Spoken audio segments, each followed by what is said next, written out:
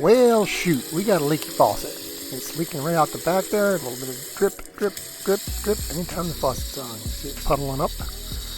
And this is actually a pretty easy fix, especially if you get a Moen or a Delta, one of the nicer faucets. Always recommend spending a little bit extra because years down the road, when it goes bad, you can quickly replace it. So I'm going to take this off just to make it easier to work with the tool, and then use a Allen key, I believe it is, to get that stop nut out, and then that pops right out.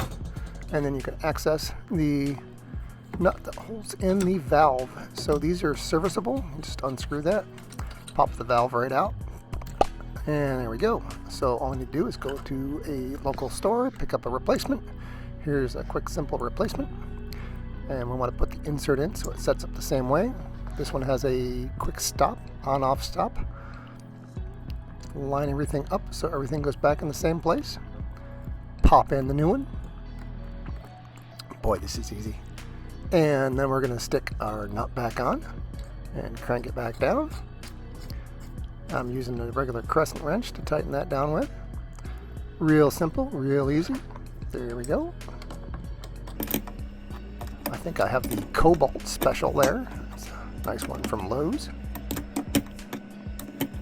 Quick turny, and then we're ready to put the top back on, screw it down in place, and that goes just as quick.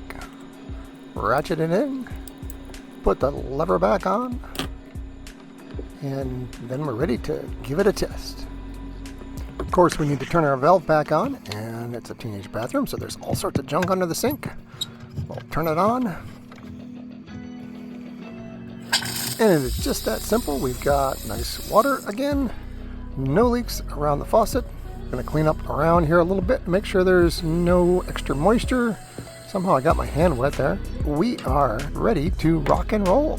As with most household projects, I would encourage you to dig in and try these yourself. This could have cost a couple $100 for a plumber, but it's just a simple $20 replacement at best. Just cost me a few dollars and parts and a wrench, which I already had. So there we go.